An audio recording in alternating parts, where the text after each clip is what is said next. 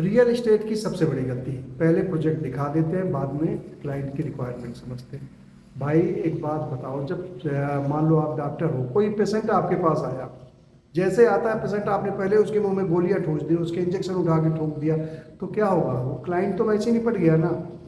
इसी तरह आप लोग को करना क्या चाहिए, सबसे पहले क्लाइंट आता है तो उसकी आप रिक्वायरमेंट तो समझो। क्लाइंट भी कहता है सीधे ब्रोशर भेज दो, सीधे विजिट करा दो। ये इस तरह की जो स्ट्रेटजी होती है, उस तरह से क्लाइंट को होता है नुकसान, पर क्लाइंट ये चीज़ समझना नहीं चाहता। क्लाइंट का क्या होता है, मान लीजिए आप कंसल्टेंट हो, तो आपका काम है, आप ब्रोकर नहीं हो कि आप किसी भी तरह से सेल करना, सेल पुश करना आपका काम नहीं है। आपका काम है कंसल्टेशन। आप क्लाइंट की रिक्वायरमेंट समझो, क्लाइंट से पूछो आप क्या चाहते हो। आप इसको इन्वेस्टमेंट पर्पज से ले रहे हो, इंड यूज पर्पज से ले रहे हो, आप इससे प्रॉफिट बनाना चाहते हो, आप इससे रेंटल इनकम करना चाहते हो, करना क्या चाहते हो, किस एरिया में, किस लोकेशन में, किस बजट में।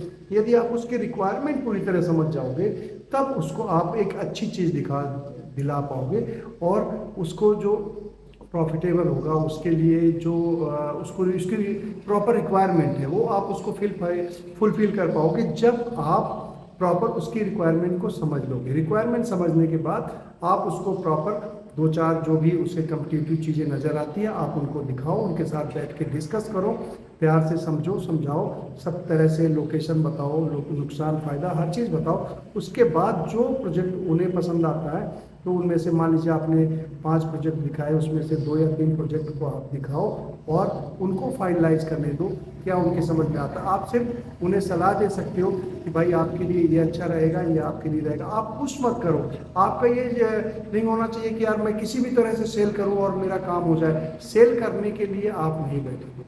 आप यदि रिक्वायरमेंट समझोगे, आप उसकी ज़रूरत समझोगे, तो क्लाइंट हमेशा के लिए आपके साथ जुड़ा रहेगा।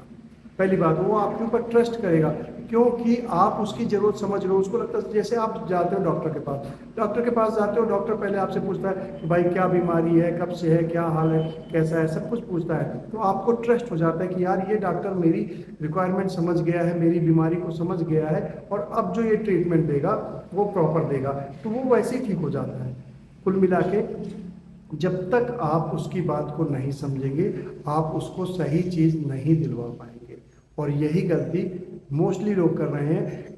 सीधे सीधे हर के ऑनर का भी यही हाल रहता है, उसको लगता है यार किसी भी तरह से विजिट हो जाए, विजिट पे आ जाए बंदा, उसको लगता है विजिट पे आ जाएगा तो सेल हो ही जाएगी। विजिट पे बुलाना आपकी प्रायोरिटी नहीं होनी चाहिए। आप उसकी रिक्वायरमेंट समझ के आप उसका समय क्यों खराब करते हो? आप क्लाइंट का भी समय खराब करते हो, अपना भी समय खराब करते हो। यदि आप क्लाइंट की रिक्वायरमेंट समझ लोगे, क्लाइंट से आप 10 मिनट 15 मिनट का एक कन्वर्सेशन रखो, आप बातचीत करो, और जब उसकी रिक्वायरमेंट प्रॉपर समझ लेते हो, उसके बाद भी प्रॉपर चीज़ें आप सजेस्ट करोगे, तो रिस्पॉन्स अच्छा आएगा। आपके लिए भी ईजी हो जाएगा कि अगले की रिक्वायरमेंट आप पूरी कर पाओगे, और उनकी रिक्वायरमेंट पूरी होगी तो बनी बात है कि आपकी डील हो जाएगी। लेकिन यदि आप सिर्फ डील पुश करने में ध्यान लगाए रहोगे, तो अगले को या तो अच्छी डील नहीं मिल पाएगी, या तो उसका आप कहीं ना कहीं लॉस करवा दोगे आप, क्योंकि आप सिर्फ अपने में खोए हुए हो कि यार मेरे को किसी भी तरह से डील क्लोज करनी है। डील क्लोज करने से ज़्यादा यदि आप कंसल्टेशन पे ध्यान देंगे, तो आपकी डील ऑटोमेटिक हो जाएगी, और रिलेशन भी डेवलप होगा, आगे के लिए आपको रेफरल भी मिलेंगे। दोस्तों, यदि आप क्लाइंट की प्रॉपर रिक्वायरमेंट समझ के काम करेंगे, तो आपके लिए भी अच्छा होगा, आपके क्लाइंट के लिए भी अच्छा होगा, आपके रिलेशन डेवलप रहेंगे। यदि रिलेशन बने रहेंगे और आपका क्लाइंट आपसे सेटिस्फाइड रहेगा, तो वो आपको खुद तो अपनी डील देगा ही देगा, साथ में आपको रेफरल भी दे सकता है। चलते हैं दोस्तों, फिर मिलेंगे, बाय दोस्तों।